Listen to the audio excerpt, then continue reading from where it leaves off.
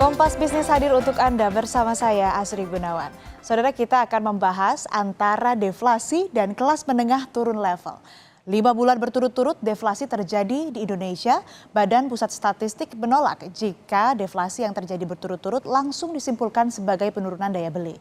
Beda pendapat, pengusaha justru gamblang bilang angka deflasi benar-benar mengonfirmasi kondisi masyarakat dan dunia usaha yang sedang tidak baik-baik saja. Kita lihat ke data deflasi berikut ini, saudara. Nah, 5 bulan berturut-turut dengan tone yang sama, BPS bilang bahwa deflasi terjadi karena harga barang yang turun dan melimpahnya pasokan. Perlu studi mendalam yang mengonfirmasi bahwa daya beli bukan biang kerok deflasi. Berikut pernyataan pelaksana tugas Kepala BPS Amalia Adininggar Widyasanti. Di masyarakat kita harus melakukan studi yang lebih dalam. Ini karena terjadi penurunan harga dan juga ini adanya dipengaruhi oleh mekanisme pembentukan harga di pasar, baik dari sisi, terutama dari sisi supply atau sisi penawaran, sehingga harga yang diterima oleh konsumen itu kan relatif turun karena supply-nya meningkat. Data berikutnya, saudara, sejak pandemi jumlah kelas menengah di Indonesia turun drastis. Padahal di awal pemerintahan Presiden Joko Widodo, jumlah kelas menengah ini melesat cepat dari 39 juta jiwa menjadi 60 juta jiwa atau 23% dari total penduduk. Tetapi lihat datanya di tahun 2023 langsung turun drastis ke 52 juta jiwa. Pengusaha tidak mau menganggap ringan data deflasi yang terjadi. Kita dengarkan pernyataan Ketua Umum Perhimpunan Hotel dan Restoran Indonesia, Haryadi Sukmandani, berikut ini. Memang deflasi itu kan menunjukkan konfirmasi ya bahwa daya beli masyarakat itu turun. Nah, ini yang sebetulnya kita sejak lama lah selalu mengkhawatirkan terkait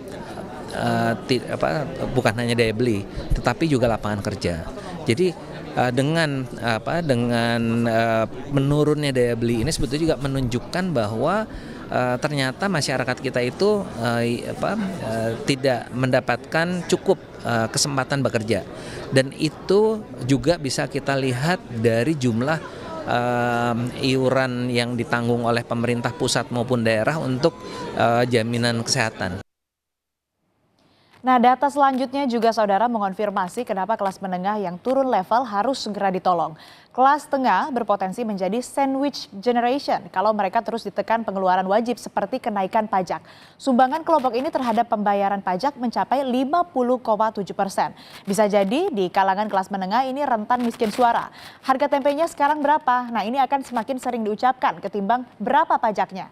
Padahal mereka adalah objek kenaikan pajak seperti PPN. Data ini kami peroleh dari Susenas dan LPEM Universitas Indonesia. Tentang jebakan kelas menengah, Wakil Menteri Keuangan Thomas Jiwadono meminta bantuan kolaborasi dengan negara ASEAN. Kerjasama terutama tentang investasi diharapkan meningkatkan kesejahteraan dan ketahanan masyarakat. The following decades, most ASEAN countries will have to break through the middle income trap, which can only be achieved through cross-country collaboration and innovation across sectors. The increasingly fragmented geopolitical condition highlights the significance of upholding the consensus-based framework in which the ASEAN community finds its bearings.